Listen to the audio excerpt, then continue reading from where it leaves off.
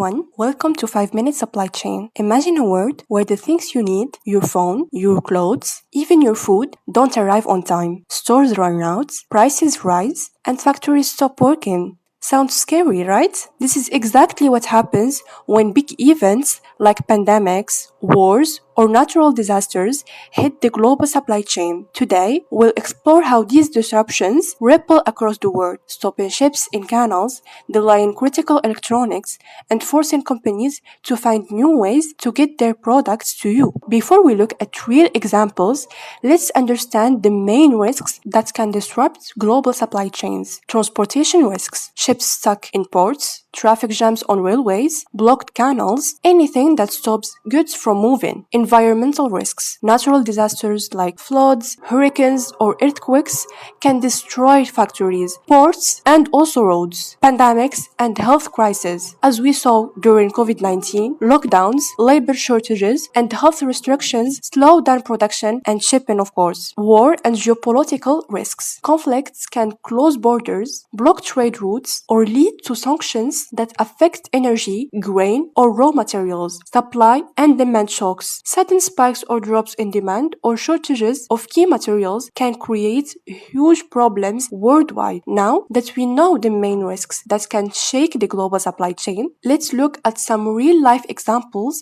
that show just how big these disruptions can get. First of all, the Suez Canal blockage in 2021. In March 2021, the Ever Given, one of the largest container ships in the world, got stuck in the Suez Canal. For 6 days, hundreds of ships were delayed, blocking about 12% of global trade. Companies faced delays in everything, from electronics to oil, and supply shortages surged. The Suez Canal incident showed how a single shock point can bring global commerce to a standstill. Then came COVID-19. Factories shut down, shipping slowed, and suddenly the world ran short of microchips. From cars to smartphones, production lines stopped.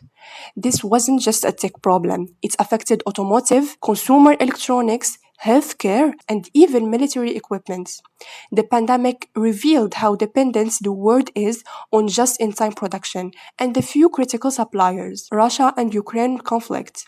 Wars are another level of disruption. The Russia-Ukraine conflict blocked transport routes, led to sanctions on energy and raw materials, and forced companies to find new suppliers. Grain exports from Ukraine slowed, energy prices went up, and global manufacturing had to adjust overnight. The war showed how geopolitics can directly impact global supply chain and pricing, forcing businesses to rethink resilience. These events show just how fragile global supply chains can be. One blocked canal, a sudden shortage of critical components, or a conflict across the world can ripple through the entire system. To prevent such shocks from causing chaos, companies are now taking action to make their supply chains stronger and more flexible. They are diversifying suppliers to avoid relying on a single source, increasing inventory of critical parts of products, using AI and data analytics to predict disruptions before they happen, and finally, finding alternative transport routes to avoid choke points like canals or congested ports. Global supply chains are the backbone of our daily lives, and these examples show how quickly they can be disrupted, but by planning ahead, diversifying suppliers, using technology, and building flexibility, companies can make sure goods keep moving even when the unexpected happens. In a connected world, resilience isn't just an advantage, it's a necessity.